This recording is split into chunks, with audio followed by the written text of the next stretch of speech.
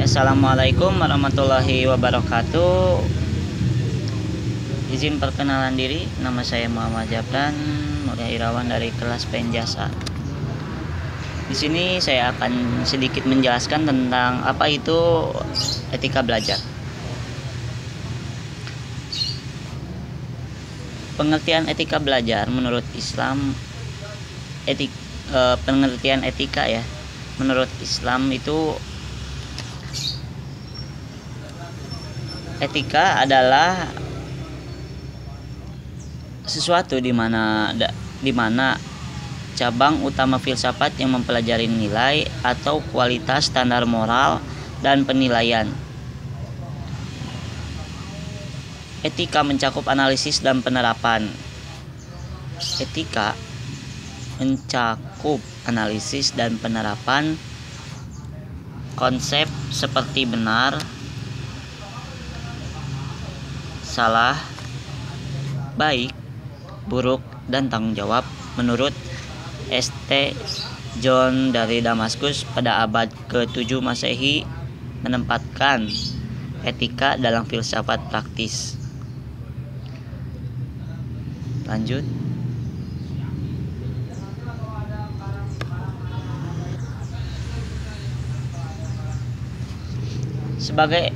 Sebagai ilmu objek etika adalah perilaku manusia. Namun, tidak seperti ilmu-ilmu lain yang meneliti perilaku manusia. Etika memiliki sudut pandang normatif. Ini adalah sudut pandang etika tindakan manusia yang baik dan buruk. Etika terbagi menjadi 3 bagian utama, yaitu ada metaetika atau konsep etika. Yang kedua, etika normatif atau studi penentuan nilai etika. Yang ketiga, dan diterapkan etika, yaitu studi tentang penggunaan nilai-nilai etika. Di sini pengertian belajar yaitu suatu proses atau usaha yang menjadi dasar atau fundamental di dalam pendidikan setiap individu. Jadi maksudnya itu kita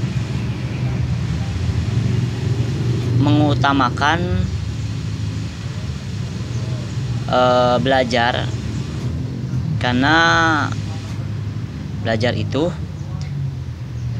menjadi tiang atau kekuatan dalam pendidikan setiap individu. Dengan adanya belajar, setiap individu mengalami berbagai perubahan, baik dalam tingkah laku, pengetahuan, pola pikir, keterampilan, dan hal-hal lainnya.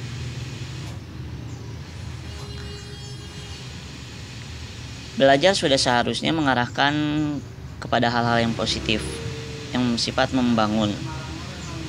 Setiap individu dapat belajar dari lingkungan, seperti di sekolah, di rumah, lingkungan masyarakat, laboratorium, museum, dan yang lainnya. Di sini etika belajar dalam Islam yaitu etika dan proses belajar manusia memiliki hubungan yang saling berkaitan. Pada satu sisi, belajar sebagai kegiatan manusia melakukan norma-norma moral tentang bagaimana seharusnya belajar dalam manusia yang demikian unik. Di sisi lain, etika sebagai pemikiran manusia tentang baik atau buruk sangat diperlukan untuk merefleksikan kegiatan belajar tersebut.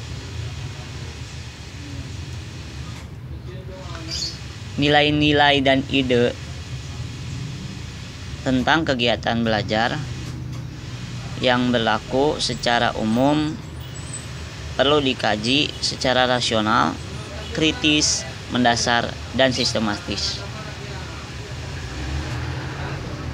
Poin penting yang harus diperhatikan dalam perumusan aturan yang harus ditaati dan dilakukan tersebut ialah bahwa belajar itu bukan hanya interaksi yang dilakukan oleh individu dengan lingkungan, melainkan juga dengan Allah. Jadi maksudnya itu kita belajar tidak hanya belajar saja, tapi kita niatkan belajar itu karena Allah. Jadi seperti misalkan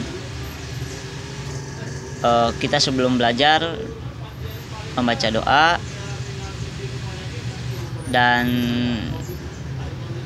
sesudah belajar pun kita membaca doa. Dengan demikian, belajar dalam Islam memiliki sifat transendental. Hubungannya tidak terbatas secara horizontal, melainkan juga berkaitan secara vertikal. Dipertegas Imam Nahwawi bahwa seorang murid haluslah, yang pertama, hendaklah peserta didik menjauhi hal-hal yang menyembunyikan kecuali karena merupakan kebutuhan. Yang kedua, membersihkan hati dari kotoran-kotoran dosa supaya hati menjadi baik untuk menerima Al-Quran, menghafalnya dan menghafalnya terus. 3. Hendaklah peserta didik bersikap tawadu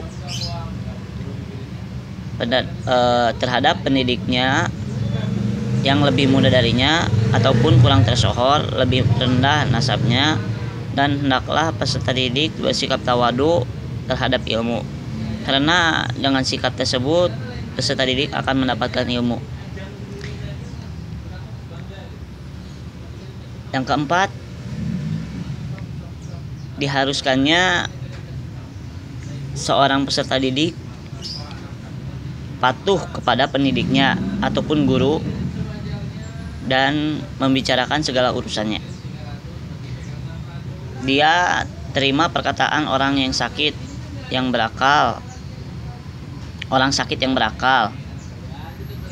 menerima nasihat dokter yang mempunyai kepandaian, maka yang demikian itu lebih utama. Yang kedua ada ikhlas. Apa sih itu ikhlas? Apa sih itu ikhlas?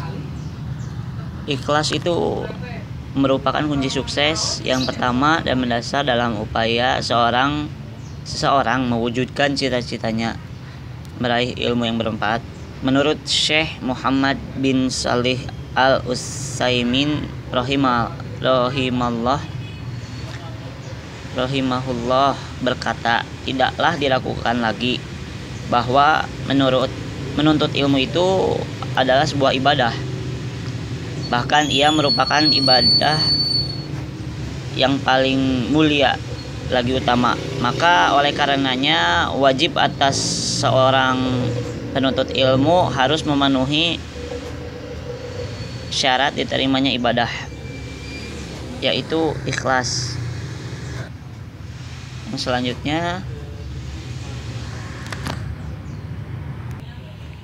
selanjutnya ada berdoa.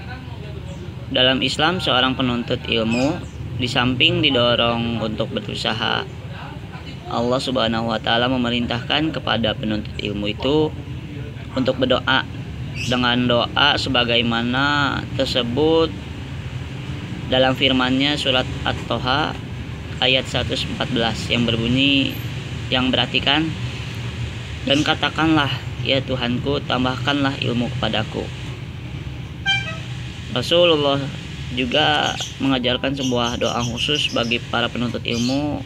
Doanya itu yaitu Allahumma inni as'aluka ilman nafi'an wa a'udzubika min ilmi la ya'ufu, yang artinya, ya Allah, sesungguhnya aku memohon kepadamu yang bermanfaat dan aku berlindung kepada Engkau dari mendapatkan ilmu yang tidak bermanfaat. Hadis riwayat Nasa'i dari sahabat Jabir bin Abdillah radhiyallahu anha. Sekian dari saya, mungkin mohon maaf apabila